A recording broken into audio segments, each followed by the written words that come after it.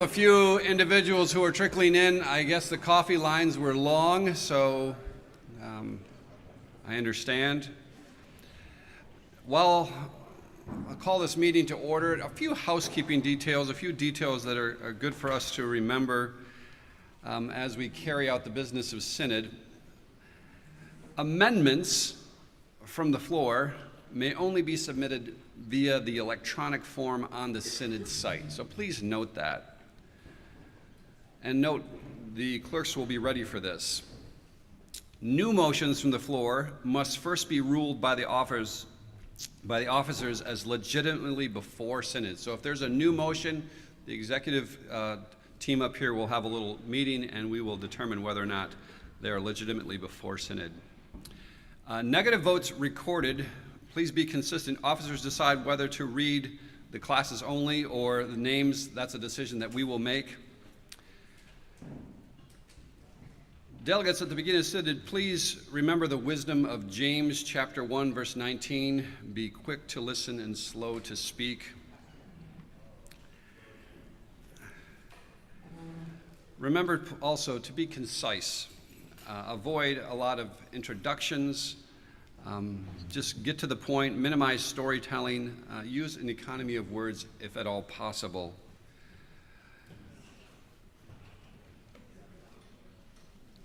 Also, if you have a question about a committee's report or a question about something that's been brought to Synod, and you can address that question to a committee member or the chair or the reporter, that's much more preferable than maybe asking a very specific question that doesn't really require a synodical ear. So please keep that in mind as well.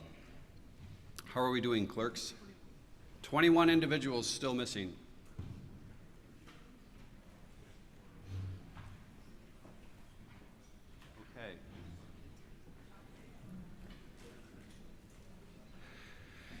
We'll proceed. The following announcements pertain to the appointments made by officers. The Testimonial Banquet Committee is composed of the following. Richard Bodini is chair. The elder delegate is Rodney Hugan. Minister delegate John Maidendorp and Sandy Wagner, elder delegate. That is your Testimonial Banquet Committee. The Hospitality Committee is composed of our executive director. He is so hospitable he can do it all himself. And this is the individual I warned you about. The Sergeant of Arms is Annette Biggs. Would you please stand for us for a moment? Annette, if you're here. Okay.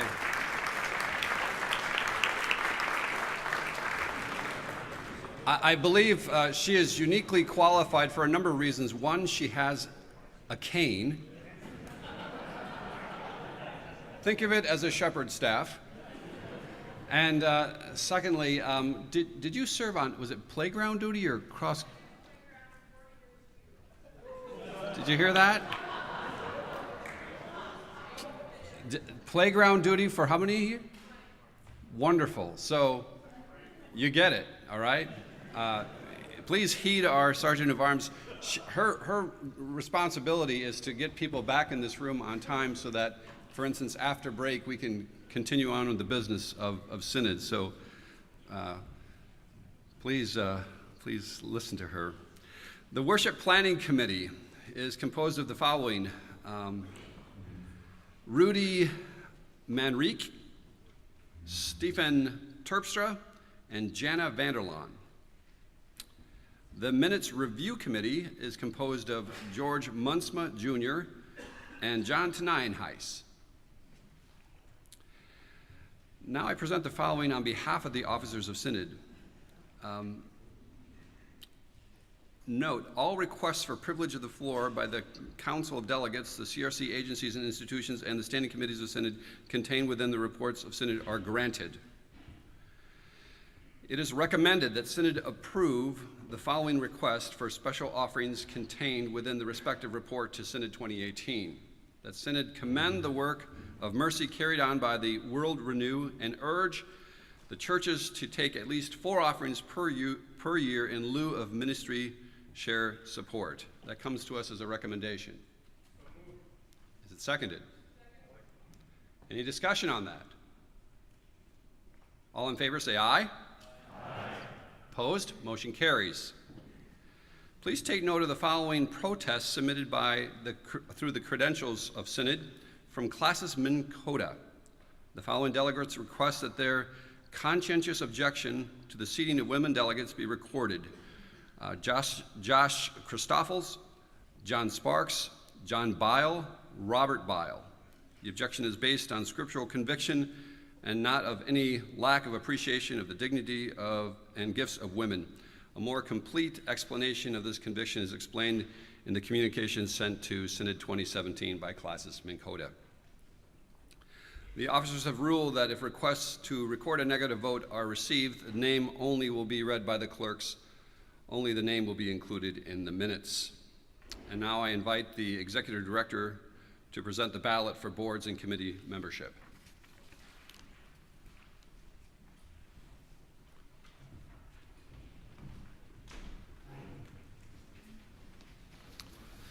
Good morning.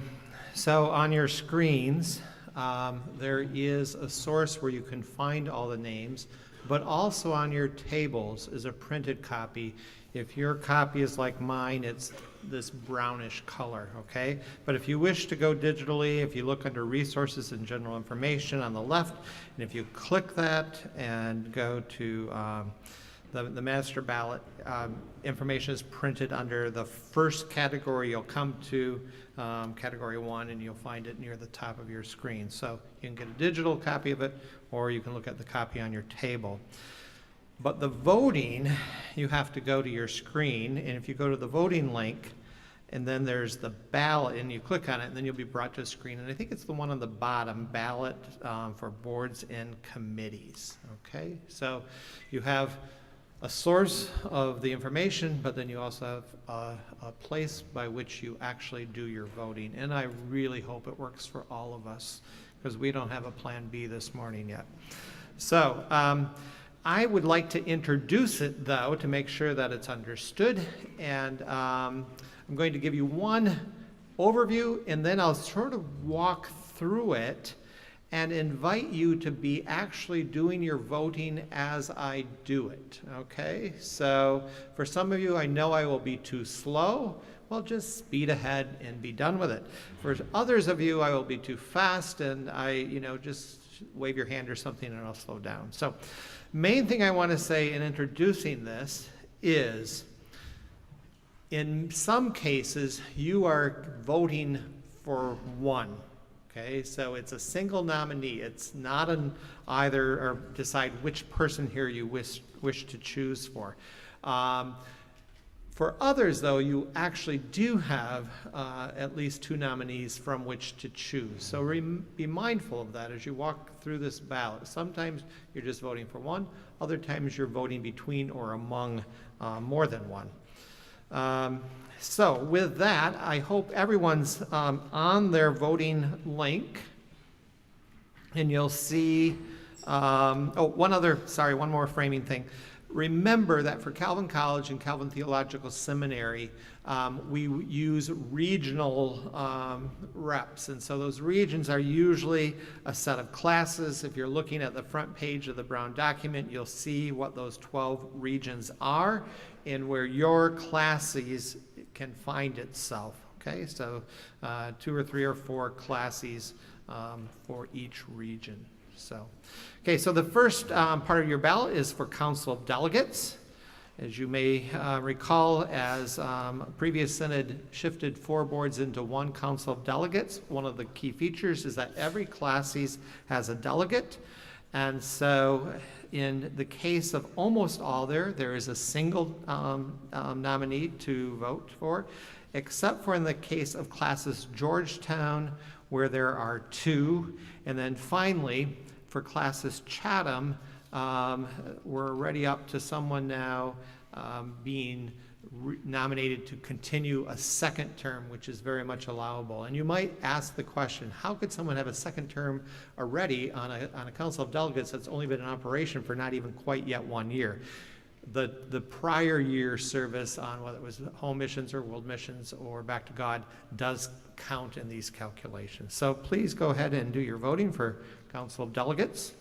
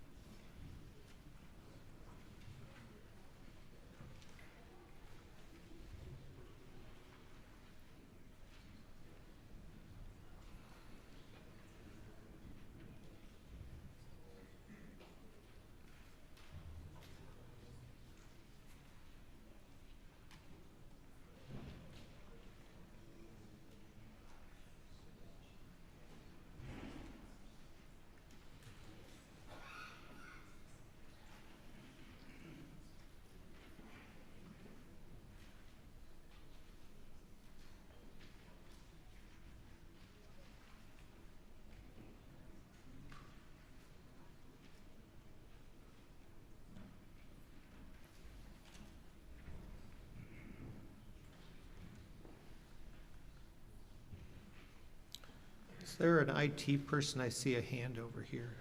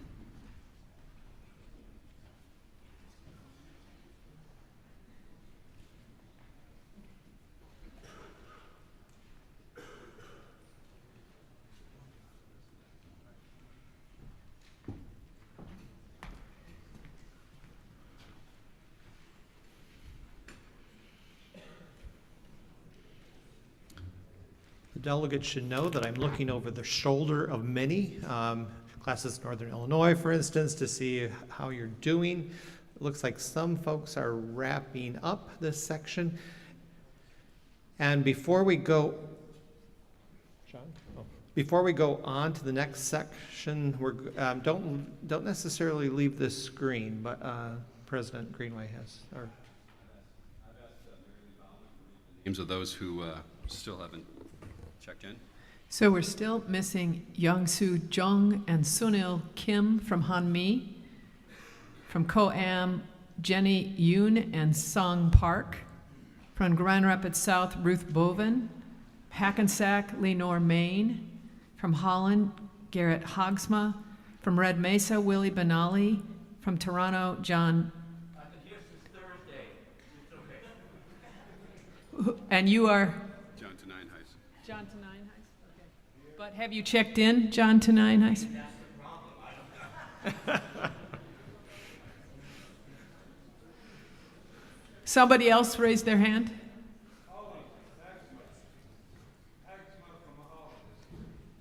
Have you checked in? Okay. Anyone else of the others who are here? Which one? Yeah, both from Hanmi? Okay. Have you checked in? Could you check in? Thank you.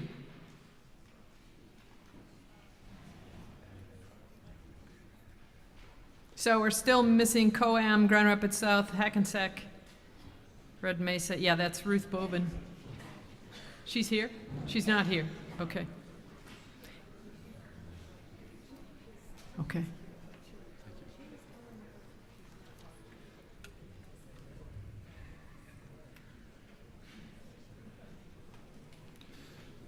Mr. President, I just heard from IT that there are at least 2 people that are having technical difficulties logging in. Okay. All right, well, thank you. Shall I continue? Proceed. Okay. So hopefully you're done with the Council of Delegates. Next comes Calvin College, and there are 3 single nominees for the first terms, and then there are 4 nominees for second term and 3 nominees for third term, and for all, it's a yes or no vote.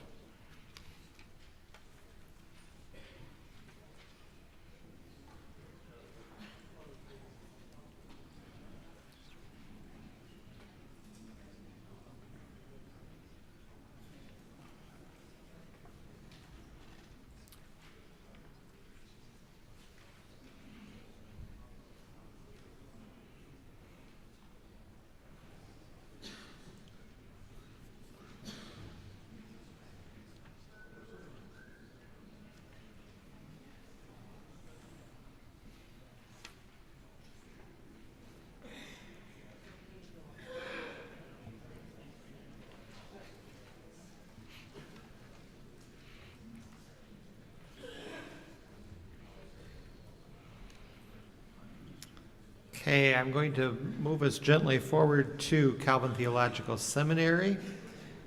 And you'll see there that you have both at times a choice between 2 as well as a yes or no for single nominees.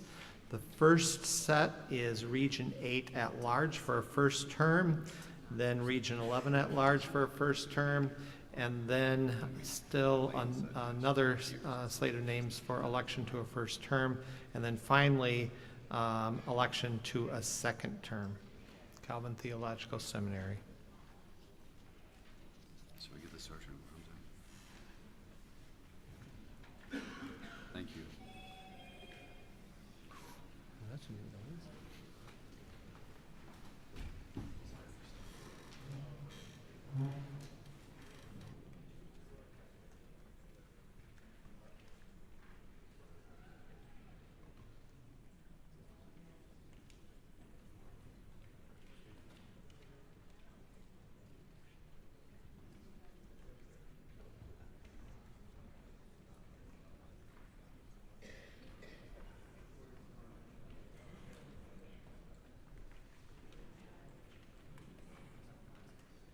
I'm going to move us forward. Church Loan Fund. There's a slate of names for election to a first term, and then a single nominee for a second term, where you vote yes or no.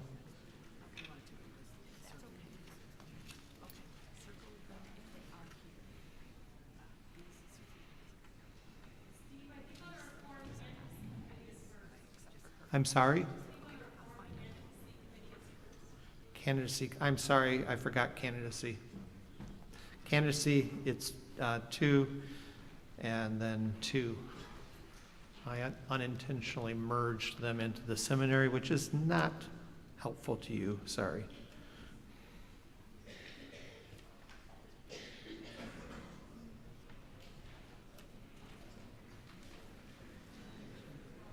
So hopefully you're working on candidacy committee and then the Christian Reformed Church Loan Fund.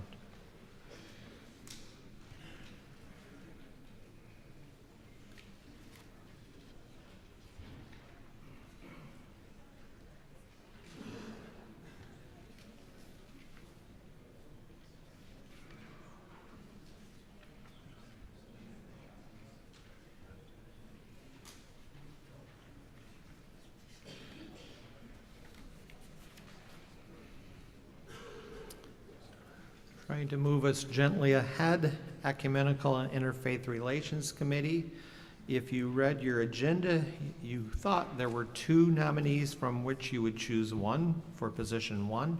Turns out the one person withdrew because of a move, so now each position is a single nominee, and then followed by single nominees for election to a second term.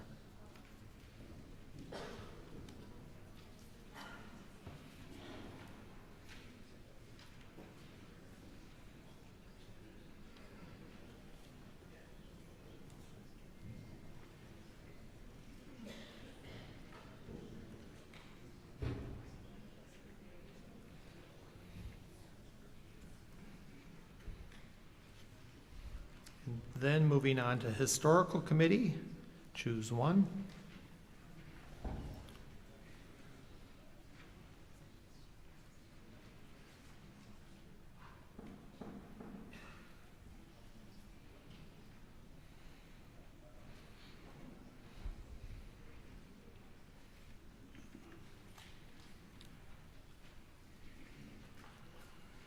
And then for Judicial Code Committee, there is one position by a one must be chosen, and a second position also where one must be chosen.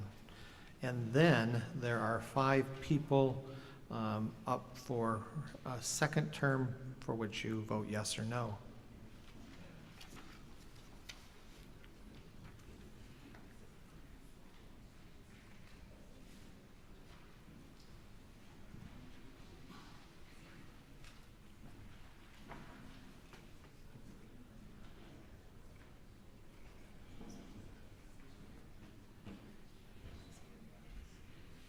Okay, moving ahead, Minister Pension Funds Committees, a single nominee for the Canadian Pension Trustee for a first term, and then a slate of names for the U.S., and then those coming to be renewed for their third term are 3 are listed, and you vote yes or no for each.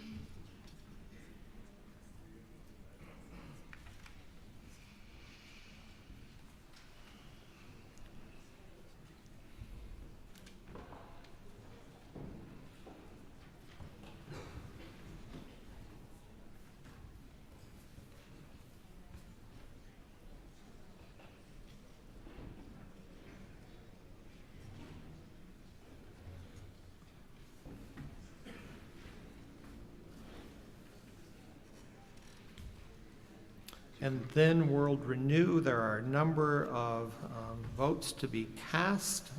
You have it all figured out by now, so I'll just let you proceed.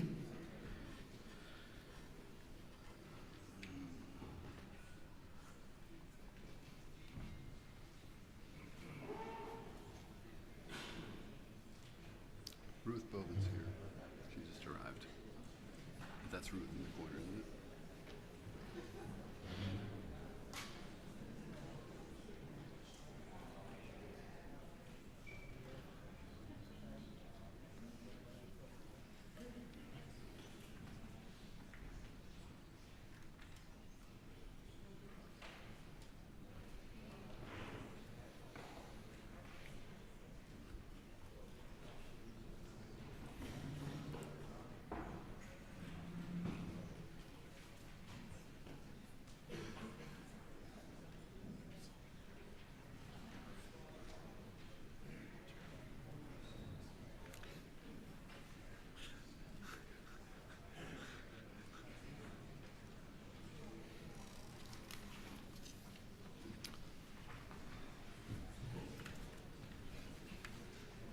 If you do this next one, you present for ratification. Yep.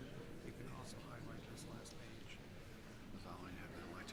Okay, and you want me to think it'd be good to list them all off? Yeah, I think it's all Yeah. paper.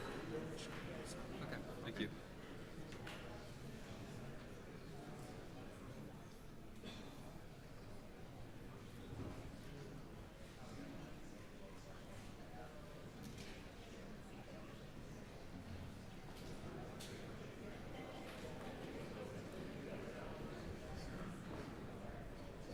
Are we good? I'll give you another 30 seconds.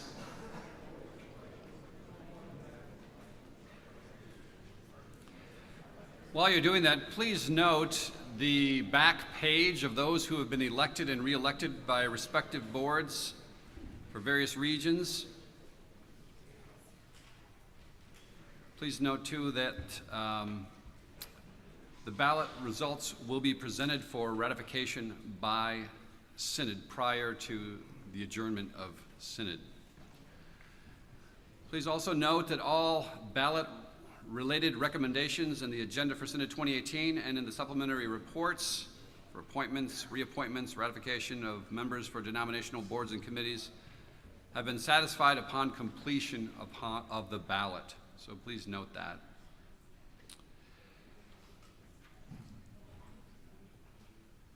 I would like now to invite the Executive Director to give his State of the Church address.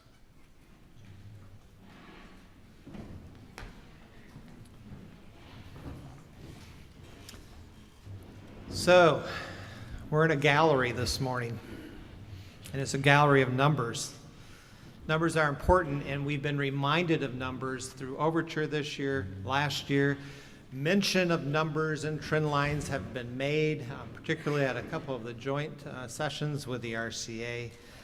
And numbers are important, but they are a means to an end. Numbers themselves are not the goal, but they can help us understand ourselves better. And most importantly, can serve to remind us of what God is calling us to do. I have a lot of preliminary things I want to mention before I move into what I really want to show you and tell you, but some quick observations here.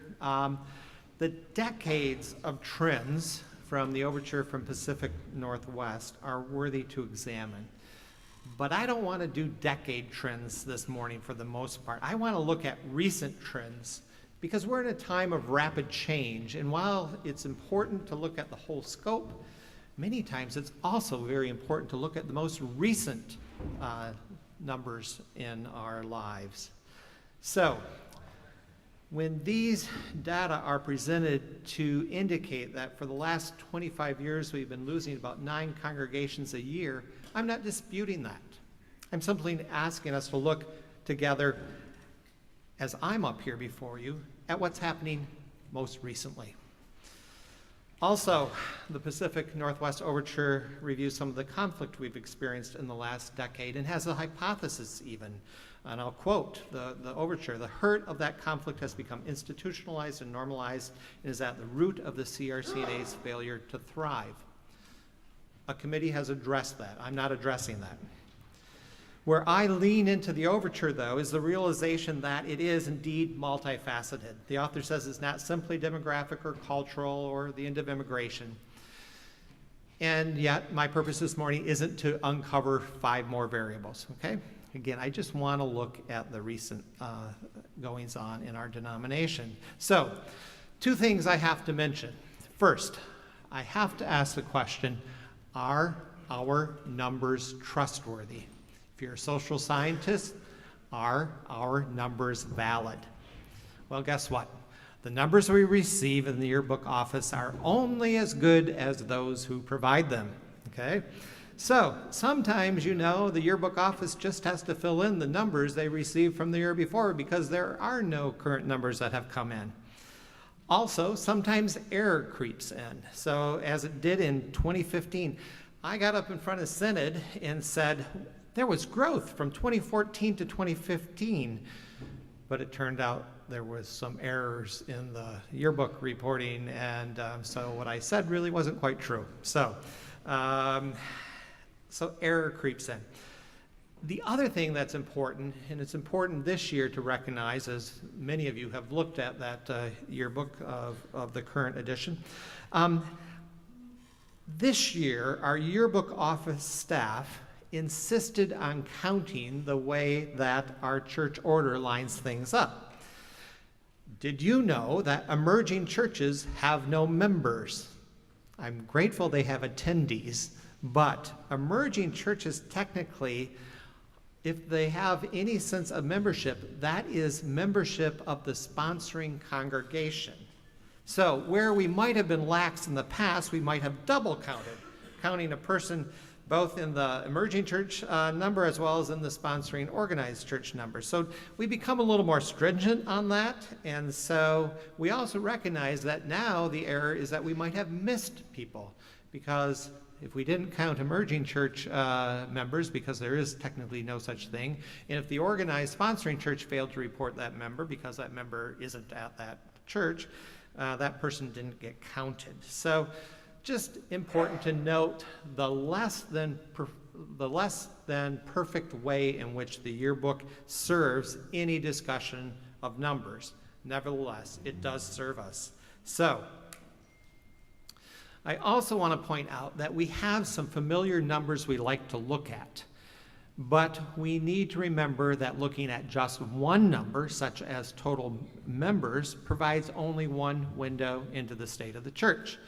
Neil Carlson from the Calvin Center for Social Research likes to point this out with graph and trend lines.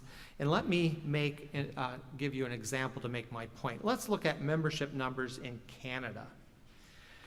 Yikes. Okay, that slide shows a decline that should elicit some sort of reaction.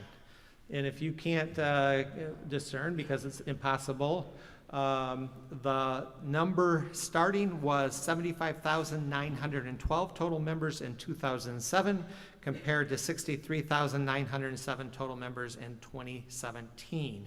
That's 12,000 fewer members. However, this next slide adds another line. This line represents professing members, not just total members. Notice it's a decline, but not nearly as steep. These are professing members 18 years and older. The number in 2007 was 49,227, whereas the number in 2017 was 44,525. So that was between 4,000 and 5,000 fewer, not 12,000 fewer. Some of you already have answered the question, why the difference? Probably smaller family size in Canada. It probably accounts for some of the variance between the two pictures. I suspect that family size is shrinking, that instead of 5 or 6 kids, it's more likely that families have 2 or 3 kids. And now Neil Carlson has a slide that's important, and this is an exception to my stated goal of not to look over decades and decades and decades and decades, okay? The lighter blue of the graph shows greater heights and greater decline. That's looking at non-professing members who are almost always children. The darker blue notes some movement, but it's not nearly as dramatic. Neil would say this too illustrates the role family size plays in looking at our numbers. So I would like to focus today mostly on professing members, okay? And I would like to do that by looking at 3 snapshots in our gallery and explore what they mean. So the first snapshot, recent history of church openings and closings. In 2017, we closed 14 churches, of which half, 7, were ethnic group focused, Korean, Hmong, African, African American. Of these 14, 6 were organized, 8 were emerging, most often church plants. And just one of these closings was in Canada, and it was an organized congregation. Note too that we welcomed through movement to organized status 9 churches, all in the U.S., and mostly through planting 15 emerging churches were welcomed. Again, all in the U.S., and 9 of which were ethnic. Then if we go to 2016, we closed 26 churches, of which 13 were ethnic, and 2, 1 organized, 1 emerging, were in Canada. All the rest were in the U.S. Of these 26, 7 were organized, 19 were emerging. We welcomed to organized status 7 churches, all in the U.S., and 12 emerging churches, all but 1 in the U.S., and 5 of those were ethnic. Now 2015. We closed 14 churches, of which 5 were ethnic group, and all were in the U.S. Of these 14, 6 were organized, 8 were emerging. We welcomed to organized status 11 churches, 7 of which were ethnic or multi-ethnic, and 10 emerging churches, and 4 of those 10 were ethnic or multi-ethnic. All of these were in the U.S. except for 1 of the organized churches, and 1 of the emerging churches was in Canada. I went through a lot of numbers there. What's the storyline here? There is both greater evidence of the planting of churches with an ethnic minority focus and the disbanding of such. That's one thing. Second, there is greater evidence of the planting of churches in the U.S. and the disbanding of churches in the U.S. Third, in the last few years, there's a net increase of congregations in the U.S., not so in Canada. And one more thing I'd like to note, and this one's more of a hypothesis. By and large, the CRC congregations in the U.S. are further from their immigration. That would be true in many cases, but probably not among our Korean congregations. That the churches in the U.S., for the most part, are further from their immigration than in Canada. And I'd suggest that the life of a congregation of any ethnic group gets more variable 3 or 4 or more generations in. So in other words, while we've already looked at one change among Canadian congregations, that being family size, I suspect that in the coming generation or two, we will see greater variability in Canadian congregations. Saying it this way, more farewells and more welcomes. So that's the first set of data I want you to look at. The second set, this next snapshot looks at regional patterns. So our regions are best understood by the classes.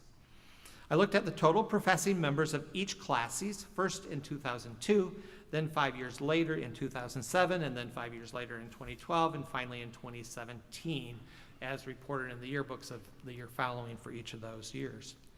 So, some background information to help you understand some decisions I made in looking at these data. For the 2018 yearbook information, I combined HaMi and Coam into one. Why did I do that? So that I could compare numbers to earlier years when they were still one classes. Also, for Minn Kota, I added the 2003, 2007, and 13 numbers of Second Kalamazoo and Trinity Sparta to the Minn Kota numbers of the same years, so to have apple-to-apple comparisons. In so doing, they do not appear in any of the 3 columns, as is the case with 35 other classes.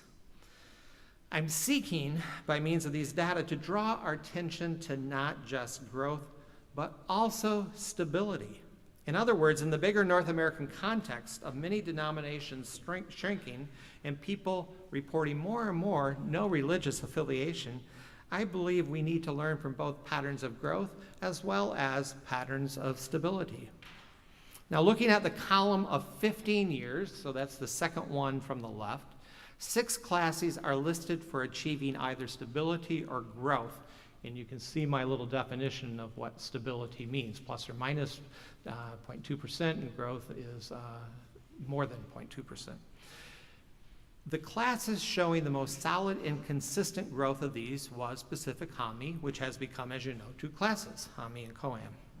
It also seems more recently that the last 5 years, so now we're in the far right column, more classes have joined the stable or growth category. And actually, for each of those 4, the case has been that of stabilization. So what do these situations tell us, I think? First of all, I'm looking at yearbook numbers. I already talked about how trustworthy they were. But I also want to note that when you look at yearbook numbers, you don't know the stories behind them. So if you're a member of one of those classes listed up there, those 12 classes, there might be a story or 2 or 3 or 4 that actually give rise to numbers or give better understanding to numbers. Also, on this next slide, notice that 75% of these 12 classes showed a net increase in organized and emerging congregations over the span of time identified. Organized and emerging congregations. In other words, I don't think these patterns arise primarily from classes for where each congregation is growing tremendously. Rather, I think it has at least something to do with each of these classes growing or planting congregations. Saying it a bit differently, it's not all about a single congregation. Instead, what I suspect we're seeing is that when the churches in the classes, whether it's 2 or 3 or 4 or 5 or 6 or 7, are collaborating together, planting new congregations and welcoming immigrant groups with congregations that may wish to affiliate with the CRC, God's blessings become evident. Are there patterns in that slide related to ethnicity, to location? I find the list to be an interesting mixture of classes, so a few observations, not quite conclusions. First, all of our ethnic affinity classes, that would be Red Mesa and now the combined Coam and Hami, or the combined one, which is now Coam and Hami, are on the list. Now, if you're from Coam, Hami, or Red Mesa, you may feel small and struggling, but don't miss out on the picture of God's continuing faithfulness. And then, so if we look at those two, and then we look at the remaining 10, I notice that we have some classes on the list that they really aren't urban classes, but they could rightly be called metropolitan classes with a mid-sized city or so. Okay? So in there I'd put Central California, Grand Rapids East, Hamilton, BC Southeast. And I think the story behind these is not a greater harnessing of suburban growth. Rather, I think it reflects that some of these metropolitan areas are becoming key gathering spots through immigration and by means of a generation that wants to be close to the action of cities, not removed from them. So, BC Southeast. You could ask the delegates what's going on there. From the yearbook, I see emerging Korean congregations, more than one, and a Chinese congregation, or classes Grand Rapids East. I see in the data 7 congregations with locations tightly clustered into the center of the city, growing at a rate of about 5% in recent years. And many of these classes have at least 2 or more ethnic or multi-ethnic congregations. I also see among these 10, 3 predominantly rural classes that also demonstrate a picture of stability. Might it be that even if the kids don't return to the farm, they stick around and serve these smaller places in commerce and in the professions? And actually, one of them even has a prison congregation. Well, I said I'd offer a few observations that come up short of being conclusions, but now I do want to offer a conclusion. God is faithful. And there are many places where we're bucking the trend, even though society says that faith is irrelevant and religious affiliation is passé. We are bucking the trend in many places. Praise God. Now, in our third and final snapshot, I'd like to mention a couple of our congregations. I'm not going to name them since I don't want your mind to wander into the weeds. But I'll tell you this. In spirit of our true binationality, one is in Canada and one is the U.S. That's as specific as I'll get, okay? And, well, actually, I'll also tell you they're both in this thing I've called metropolitan areas. So, church number one. Church number one recently experienced the joy of adult baptisms. One person was a Muslim immigrant. The other had lived in the neighborhood a long time, and while she had grown up in a Buddhist household, she and her family were part of the nuns, the no affiliation.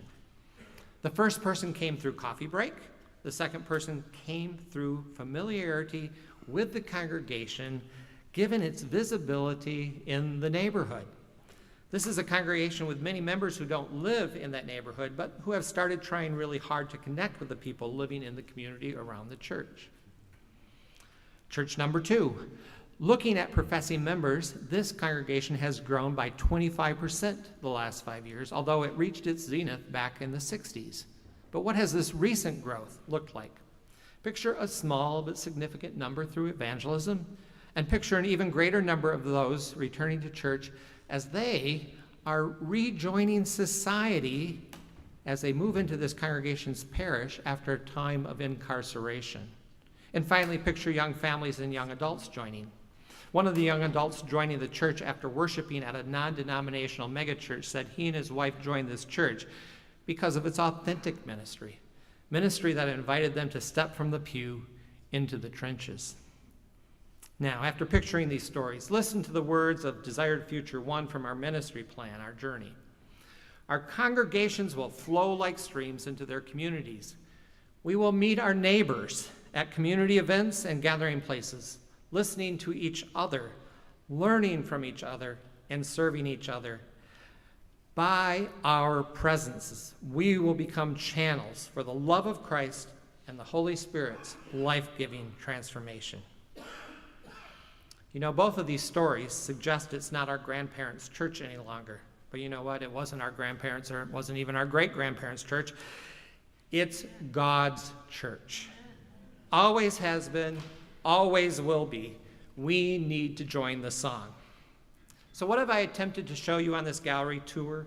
We just viewed 3 snapshots: the opening and closing of churches, examples of classes and their congregations in specific regions that are bucking the trends while maintaining or even growing vibrant witnesses and ministries, and then 2 quick stories of churches flowing into their communities, gathering God's diverse and unified family. You know, I have a wonderful position as I see God at work through more than 1,000 congregations across North America.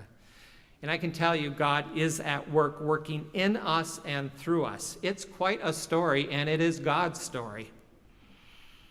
Yes, we do need to look at the data to spur us on to be ever more faithful. But please, don't adopt a narrative of despair. Don't rely upon a story of scarcity. And don't lose hope. Instead, rely on the petition of the psalmist in Psalm 25. Show me your ways, Lord. Teach me your paths.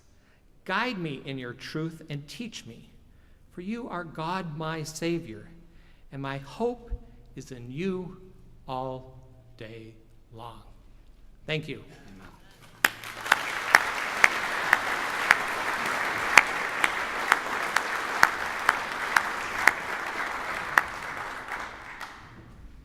Thank you, Steve, and I know I speak on behalf of all of us. Thank you so much for your service to our denomination. I want to invite now the chair of the Council of Delegates, Reverend Paul DeVries, to address our synod as well. He's coming forward, just a little heads up as to what's going to follow. We're going to hear from Committee 4A, 5A, 2A, so if you're part of those recommendations, please be ready to present. So thank you. Paul. Well, you know, Mr. Chairman, no one told me before your introduction that I had to be concise. And I had like 17 stories I was going to tell, and you poo-pooed all that. And I had a lengthy introduction in which I was going to introduce each of my 10 siblings, but now that's apparently out too. So I don't know what I have left. Isn't it good to be here? Isn't it good to be about the work of the church and the work of the kingdom? Isn't it good to be in a place where we can be reminded that the numbers have a story behind it? And thank you for that, Steve. We are the people of the church, delegated by our local assemblies to come together to do the work of the church. And what is that work? Well, here's my one story, just one. My favorite memory of Synod is when I was serving, this is many years ago now, on an advisory committee that was dealing with the difficult issue of whether to permanently delete mail from the church order. If that sounds a little weird to you, it really was, I guess. But it was very controversial. And it was all men on the committee. But there was one woman. Back in the day, we had women advisors to Synod because we didn't have any women on the floor of Synod. And she was Nigerian. She might have been doubling up as an ethnic advisor at that time as well. And none of us could pronounce her last name. And so she was giving us a little primer on how to pronounce her name. She says it's Foya, Foya, Foya. And she says, here's how you're going to remember it. You will find that as I sit here on this committee, I am for you. Foya. I'm for you. I'm for you. And we found that she was. She was on our side, and we weren't even all on each other's side. But she was on our side, each and every one of us. She was for you. I'm for you, she said. The Council of Delegates is for you. We are for you, your churches, your classes, and especially for Synod. We are for you in a number of different ways. We are for you in this: we are you, and you are us. And what I mean by that, quite simply, is that unlike any other committee or advisory group of this denomination, we draw our strength, our mandate, all that we do from this body of Synod. We are made up the same way Synod is made up. We have representatives from each and every classis. And whereas in our past history we used to have lots of groups like that, all sorts of different boards, the people on those boards, they represented classes, and then they represented their particular silo, their particular grouping. To some extent, even the Board of Trustees was like that, although we tried not to have the Board of Trustees just be a business group. We had a certain amount of work that we had to do, and then other groups had their work to do, and hopefully we'd come together at Synod and we'd get it all right. It's not so anymore.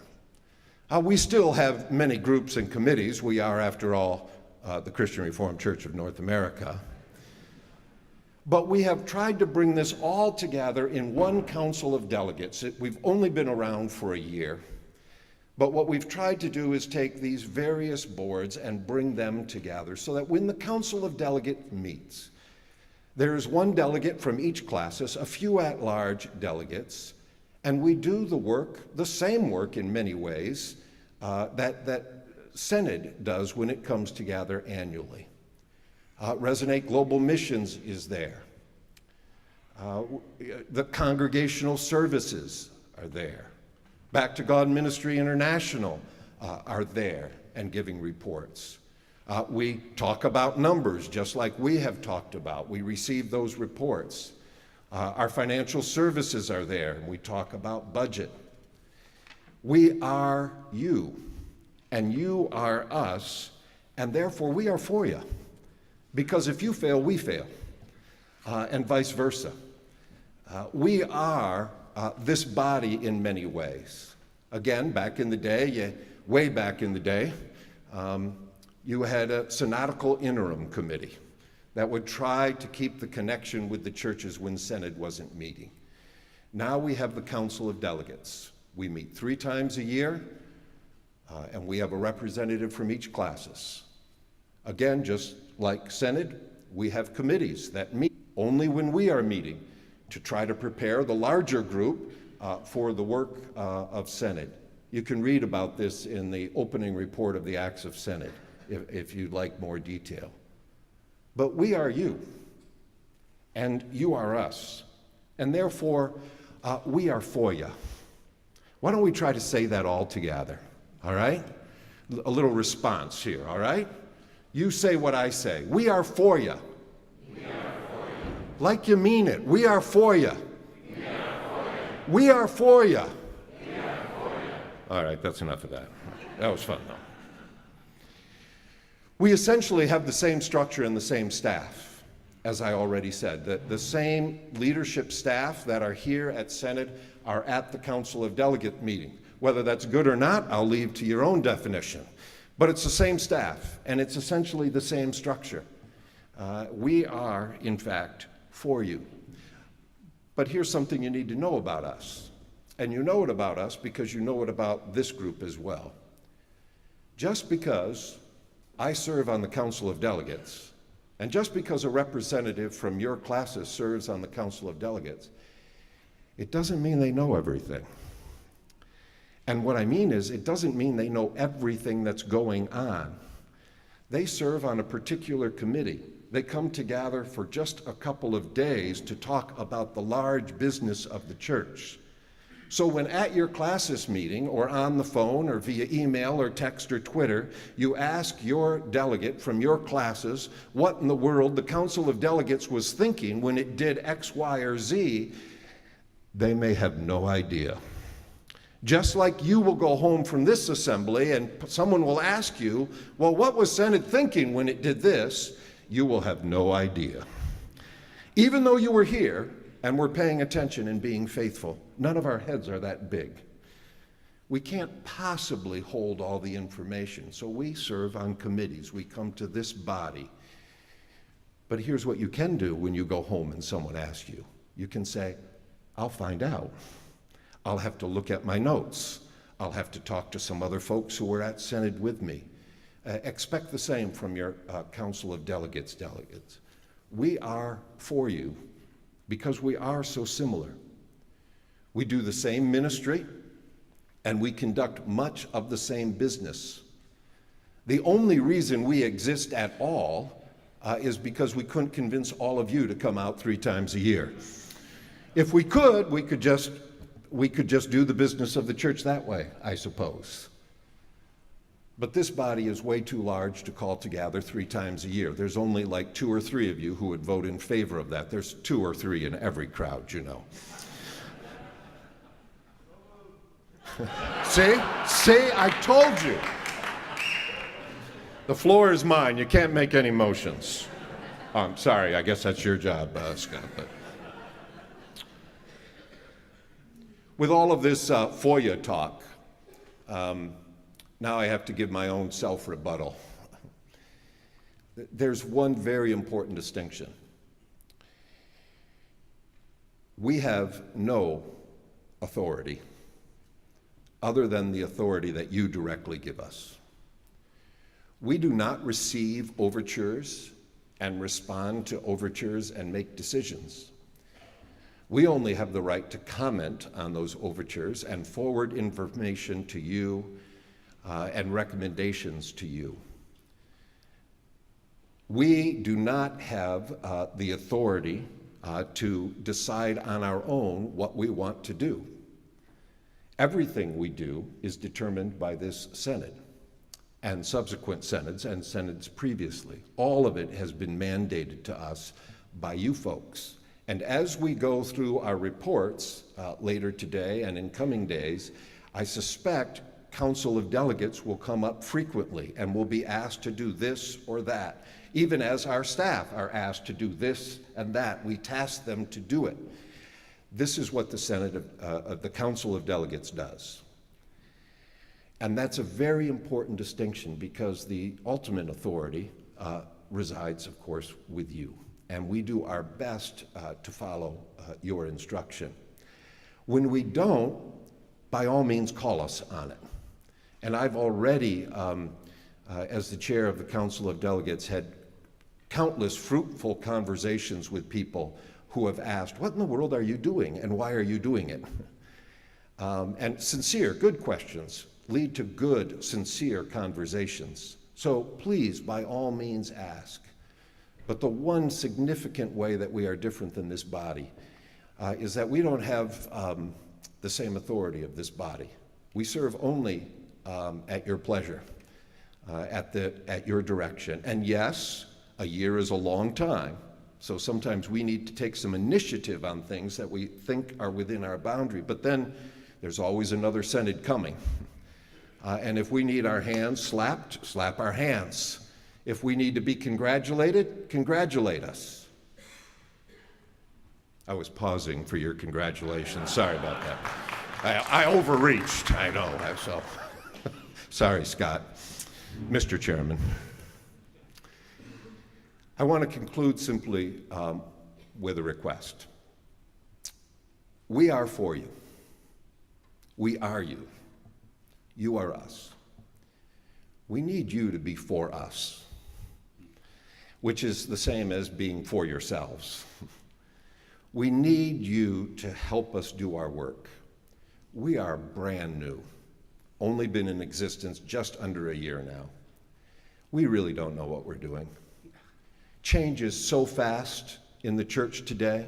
Do you know what you're doing? Classes don't really know what they're doing. Denominations are struggling to know what we're doing. Our conversation earlier this morning might have exposed some of that.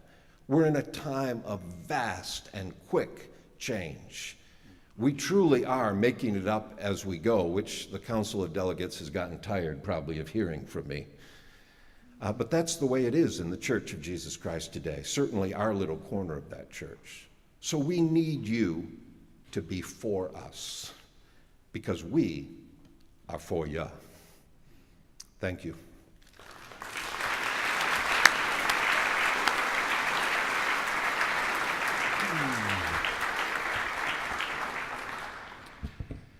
Thank you, Paul. I'm very grateful that the Council of Delegates has you as chairman.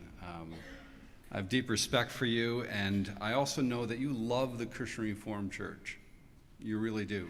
And I know that you are for all of us, and we are for you. So thank you for your service.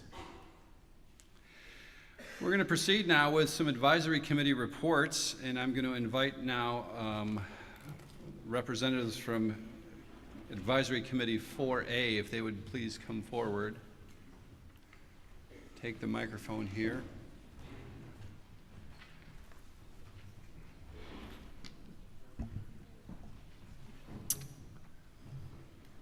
Morning. It's been our privilege to serve on Advisory Committee 4. Sean Brooks, reporter, and Brian Kuiper, our chair. You might want to turn to Advisory Committee Report 4A. We will have some additional reports from our committee coming later, but this morning we're just looking at Advisory Committee 4A. And you'll see there that it's appropriate, actually, that we're reporting now, because one of the very first thing we were looking at was, in fact, part of the Council of Delegates reports. So it's appropriate that we follow up from Paul's presentation. Specifically, we were looking at sections 2A, 5 and 6, and section B, 8, and then the supplement, the Council of Delegates supplement, sections 2A1, as well as section E.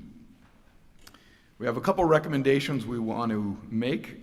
Just before we do that, I just want to draw your attention to some of the things that we wrestled with. One of them was we looked at the annual report on gender and ethnic diversity on boards. The Council of Delegates is tasked to report on that to Synod each year, I think since 2013, if I'm not mistaken. So looking at diversity on our boards, the Council of Delegates itself, Calvin College, Calvin Seminary, World Renew Joint Ministry Council. Presently, as of this year, 28% of the delegates who serve on those boards are women, and 18% are what the report identifies as people of color. And we just wanted to take note and wanted you to take note that both of those numbers are in fact down from the previous year. The figure of 28% women is represents a decline of 3%, and the 18% people of color represents a decline of 2%. While that's discouraging, we do want to point out again, in that report, this line, it's on page 26. While over the long term there has been growth in diversity of leadership on boards and at other levels, we need to be diligent in continuing to increase diversity. And so we just take that as an encouragement to all of us to be aware of that. Often people end up on boards, of course, by being delegated from our classes, and so this really becomes our job, our role, to be aware of diversity in terms of the recommendations that we bring and the nominations that we bring. With that said, we have two recommendations to move. You'll find those in Advisory Committee 4A. The first is that Synod receive with thanks the work of the Council of Delegates as reported in those sections that we were responsible for. And we so move that. Is that seconded? Any discussion? If not, all in favor say aye. Aye. Opposed? Motion carries. Go ahead. Second recommendation is that Synod instruct the Executive Director to request the Office of Race Relations to re-examine the most appropriate language to employ when reporting on ethnic and gender diversity in denominational reports. The grounds concerns were raised in the committee that terms like people of color were not appropriately sensitive or inclusive. And B, that descriptive terms that identify people groups are always changing. They change with time, and of course, they change in different geographical contexts as well. Even within our committee itself, those who were serving on our committee, who would be classified in this report as people of color, did not find that an inviting or inclusive term. And so we wanted to raise that to Synod's attention, and hence this recommendation that it's perhaps time for us to re-examine some of the terms that we use. That term just being one example, but to identify the terms that are used when reporting on ethnic and gender diversity in denominational reports. And so we move that second recommendation. Any discussion? No one's in the queue? Okay, all in favor say aye. Aye. Opposed? Motion carries. Thank you. We also had the privilege of hearing reports from a number of the congregational services from the denomination, the first being Aboriginal Ministries Canada, and the materials that we worked with were their report on page 151 and 52. We also had the privilege of having Mike Holgaterp visit our committee, and Mike is involved with some of the work of Aboriginal Ministries Canada. Just a brief comment about that. In Canada, we have been on a journey, not just as a church, but as a nation, over these last several years that has been led by the Truth and Reconciliation Commission. And they were mandated to hear and document and then preserve stories of those who suffered in residential schools, state-sponsored schools, as well as schools that were religious in nature. And that has been a tremendous journey in our nation, a journey that is far from finished, but a journey of healing and reconciliation. And Aboriginal Ministries Canada has been privileged to be part of that journey. In fact, a significant player in that journey. They have been asked at key moments, in fact, in that journey to give voice and to speak on behalf of the church. And so it's been a great privilege for Aboriginal Ministries Canada to be recognized in that way and to be used by God in that way. It's certainly given their work at the centers in Winnipeg and Regina and Edmonton, but then also the work of the Canadian Aboriginals Ministry Committee, CAMC. It's given their work much greater focus and purpose over these last couple of years. And so with that noted, we want to move the following recommendation: that Synod receive with thanks the work of Aboriginal Ministries Canada as reported in the agenda for Synod, and commend their work to the churches.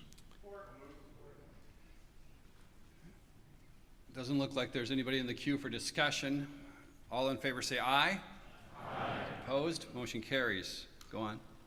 We also had the privilege of looking at the report from the Committee for Contact with the Government, which in its operating and its public face is known as the Christian Reform Center for Public Dialogue. That report's on page 153 and 154. It's really worth noting in that report that this year the Committee for Contact with the Government is celebrating 50 years in Canada, a half-century of seeking justice and speaking hope in Canadian public affairs. That's a significant milestone, I think, half a century of advocacy in the Canadian context. One of the ways of, there's all kinds of ways of evaluating that 50 years of service.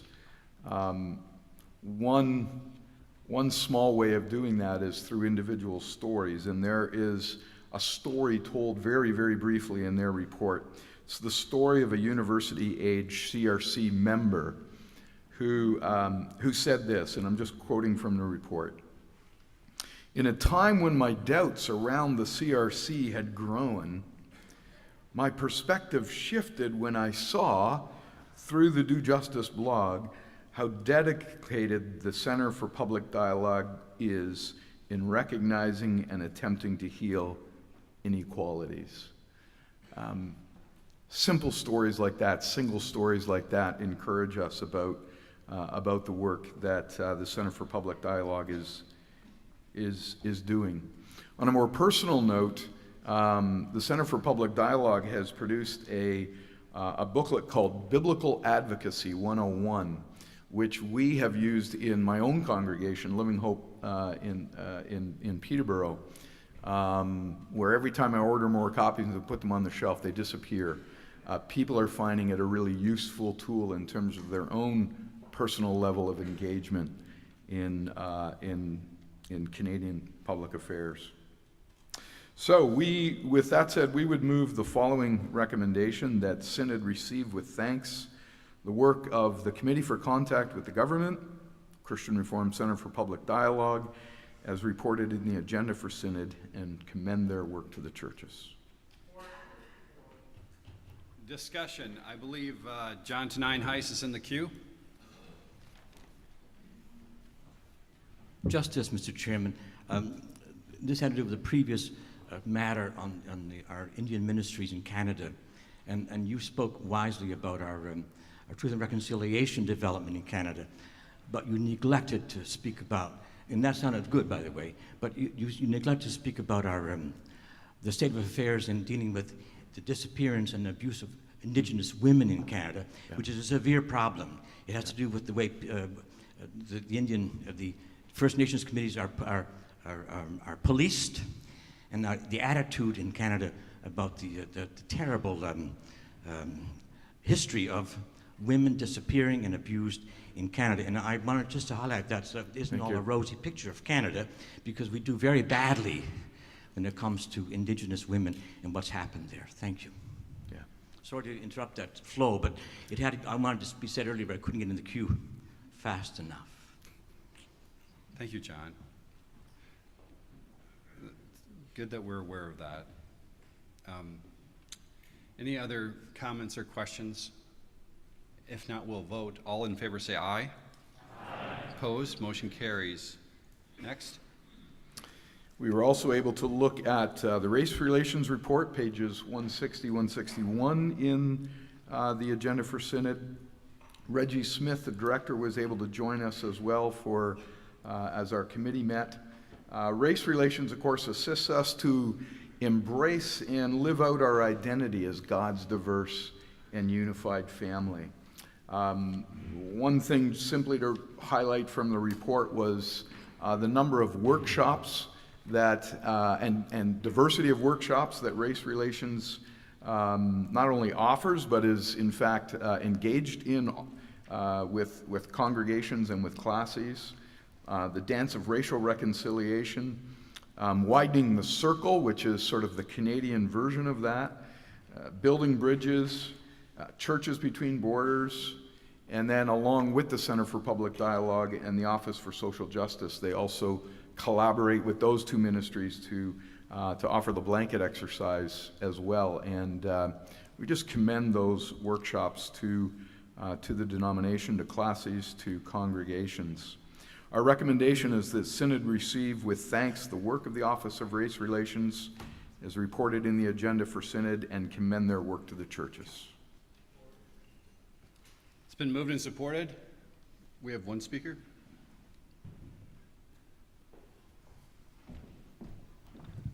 Richard Bodini, Classes Toronto.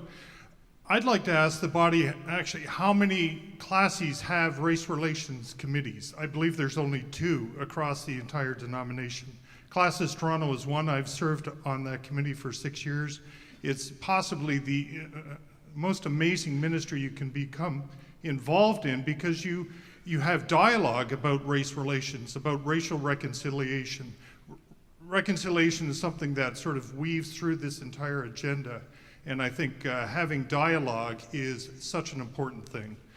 and to approach people of different ethnicities. And so if you do not have a race relations committee, talk to Reggie and get it going. It's so, so important. Thank you. If there are no other comments or questions, all in favor say aye. Aye. Opposed? Motion carries. That completes your work? There is one other piece in 4A, and that is we also looked at the report from the Office of Social Justice and Hunger Action. And again, Reggie Smith, the director, joined us for part of that conversation.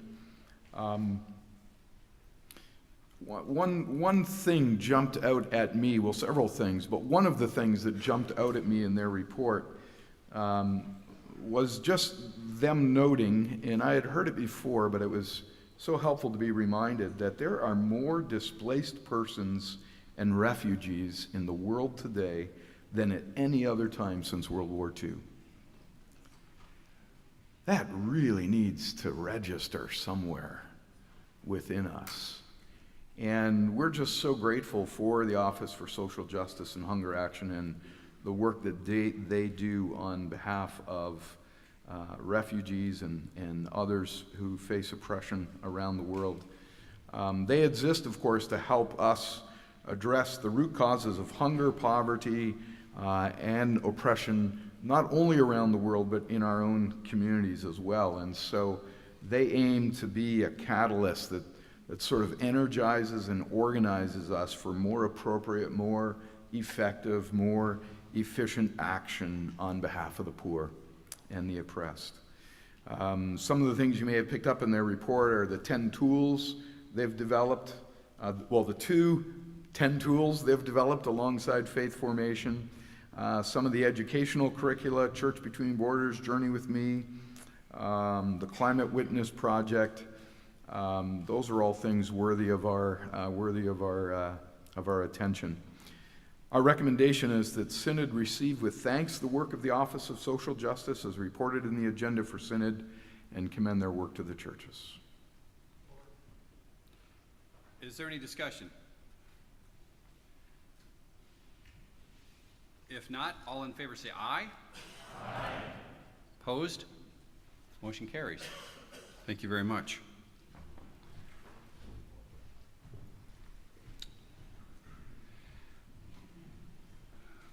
I'm trying to decide something right now, and I'm looking to the officers for some assistance here. In about 6 minutes, we have to do a Wi-Fi test.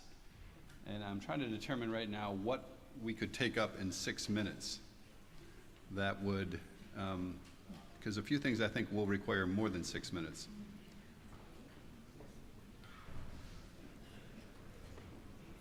Maybe if Dee has a recommendation too, or Steve.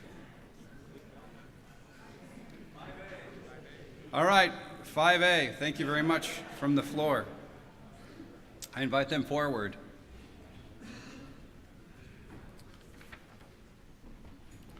This is Congregational Services 2. The reporter is my former pastor, Reverend Doug McLeod. Hello, Mr. President. It's good to see you. Anyways, I'm Doug McLeod, reporter and chairperson for our committee with Reverend Tom Baumhoff. And we dealt with a number of denominational ministry, congregational services thing. The first being the Faith Formation Ministries report, which is on the agenda, pages 108 through 110. And for that, we met with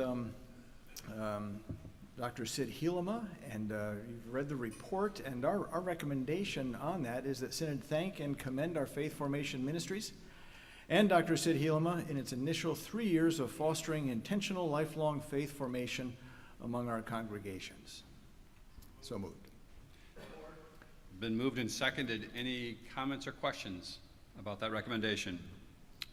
If none, all in favor say aye. Aye. Opposed? Motion carries.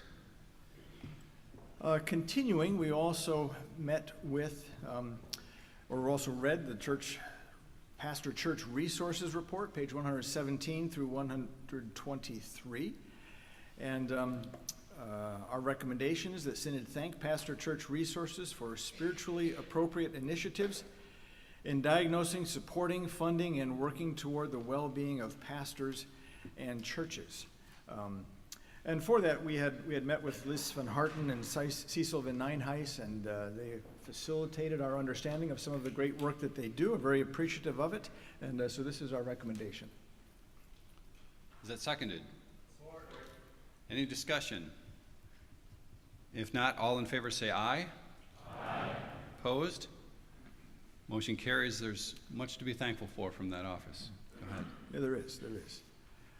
And speeding along here, we also engaged a conversation regarding Overture 1 from classes Huron. It's found on page 279 and following in the agenda. And it was asking classes to establish a standard translation committee that reports to Synod regarding Bible translations. And so we had a lengthy discussion about this, realizing that this is a helpful overture, very well written, and a good amount of history and understanding that was conveyed in that overture. And that Synod does have an obligation, according to the church order, Article 47, that we are assisting our denomination and our churches through reviewing and approving Bible translations for use in our worship services. The overture asked for a particular means by which this would be done, and that would be by appointing a standing committee. Our conversation ended up going in the direction that we believe that there is value in Synod meeting its responsibilities according to Church Order Article 47. But we were a little slow to appreciate that a standing committee would be the best means by which that ought to be accomplished. So what we ended up with is this recommendation. Now, in this recommendation, we discussed a variety of ways that this responsibility may be met, and the Council of Delegate representative, Andrew DeRuyter, who was with us, was a part of this conversation. So we have reviewed a number of ways with him that perhaps this responsibility could be met, but that responsibility is not being delineated in this recommendation. Our recommendation is that Synod instruct the Council of Delegates to determine the means for Synod to address its responsibility of approving Bible translations for our congregations to use in worship. Now, there's a variety of ways that the Council of Delegates may go with this, and that was part of our committee's conversation. We're not identifying all those in this recommendation, just that yes, we do believe Synod should meet this obligation, and we're asking the Council of Delegates to determine what's the best way to do that. The two grounds are that Overture 1 identifies a valid need, and which at present Synod does not have a means of addressing, and the Council of Delegates can evaluate means and costs for best addressing this situation. So moved. Any discussion on this recommendation? None? All in favor say aye. Aye. Opposed? Motion carries. Okay. And then you want to do the second part? If we're still within the 6-minute part there, you got time? So this is Advisory Committee 5B, the second portion of that. So Advisory Committee 5D. No. I'm wondering if you want to Oh, move that Synod consider this response. Yes, okay, sorry. Yes, I do.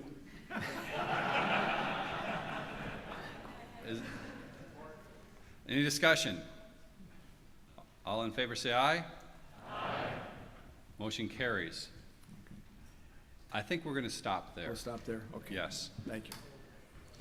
Thank you very much. We'll be back. You will be back. Okay.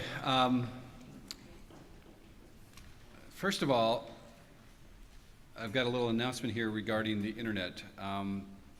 Maybe you noticed that we had some issues on Friday. Just throwing it out there, okay? Our IT staff have switched us over to a different Wi-Fi system that we've been using so far this morning. However, IT would like to test Calvin's Wi-Fi system again to see if those issues have been resolved. because Synod will be held here again next year, and we want to make sure that there's not a problem. So we're going to be taking off the, let's just call it the auxiliary Wi-Fi system, and put on the regular Wi-Fi system, and we want to make sure that the load that we bring to this system, the system can handle it. So, IT is currently shutting down the new system that they put in place and turning on Calvin's regular Wi-Fi. We're going to take a couple minutes for that to switch over, and then we're going to conduct a roll call to see how well Calvin's Wi-Fi system handles everyone checking in at the same time. So, when we give the word, please use your device to select roll call and check in again. So, I'm looking for some instruction. Are you ready for us to do the roll call? 2 more minutes. All right, during that time, I can tell you this too. You have more stuff too? Fantastic. The chairman of committee number 4 is requesting that committee 4 leave, I guess, first as quickly as possible to meet in the upper crust and the Knoll Crest Commons. So it looks like advisory 4 is going to have a little meeting during lunch. So if you could make your way there quickly and then meet upstairs in the upper crust of the Commons Dining Hall, that would be appreciated. That's from your chairman, Mr. Brian Kuiper. And you have an announcement? Go ahead. We just wondered if anyone could tell us whether Lenore, Maine and Song Park, if they are here, have come, just maybe their well-being, if one of them is sick or something. We just wanted to check in and see. Does anyone know about either of those?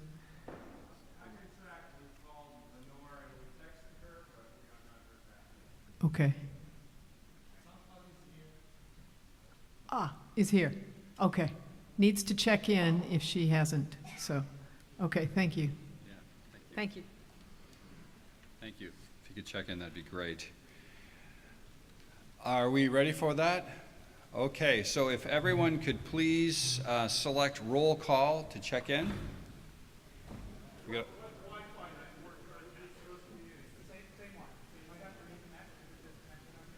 If you have been disconnected, you may have to reconnect.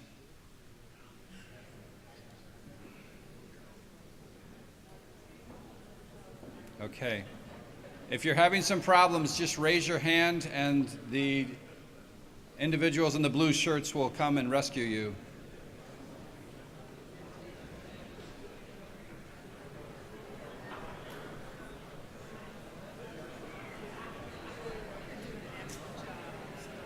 Are we doing all right? Oh, thank you for all your help.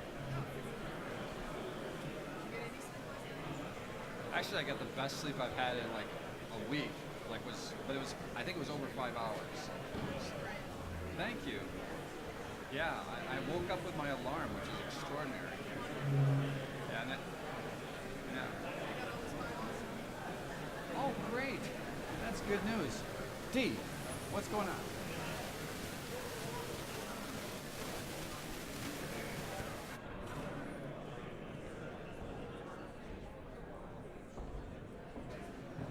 We're going to check on that missing delegate.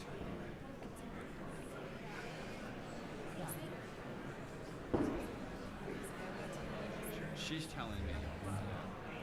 Thanks for the help with this. Now, yeah, would you?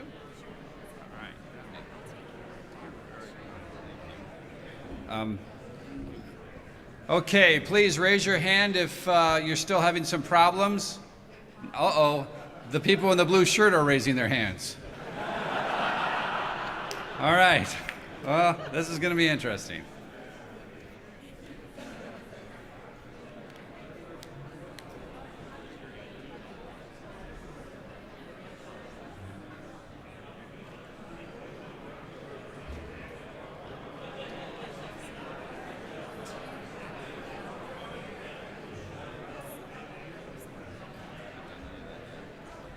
I've got a lot of committee reports.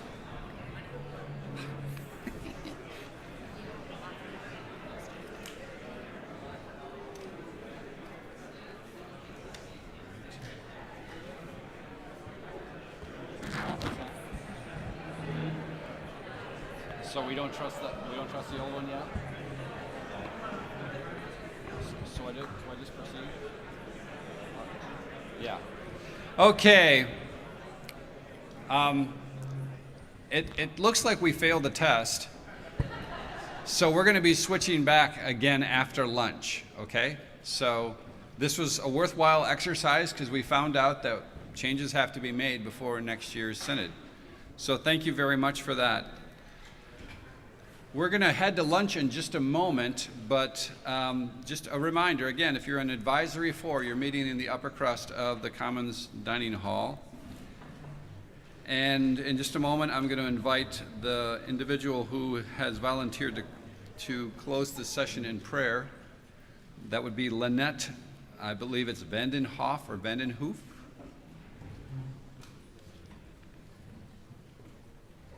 Good.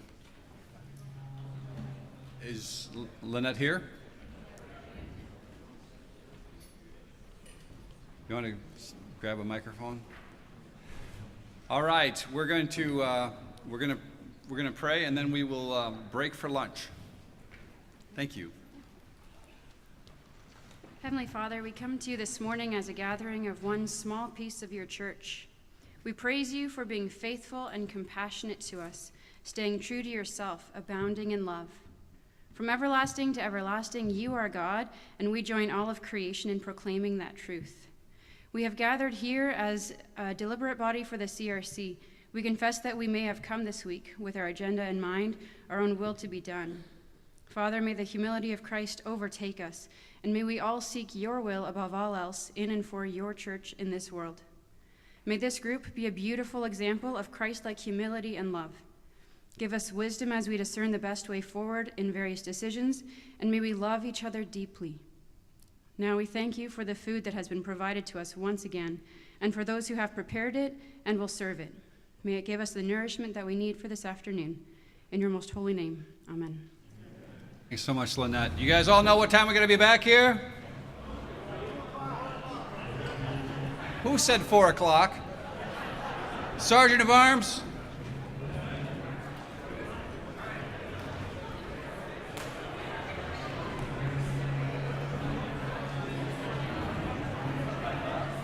$1 o'clock, back here.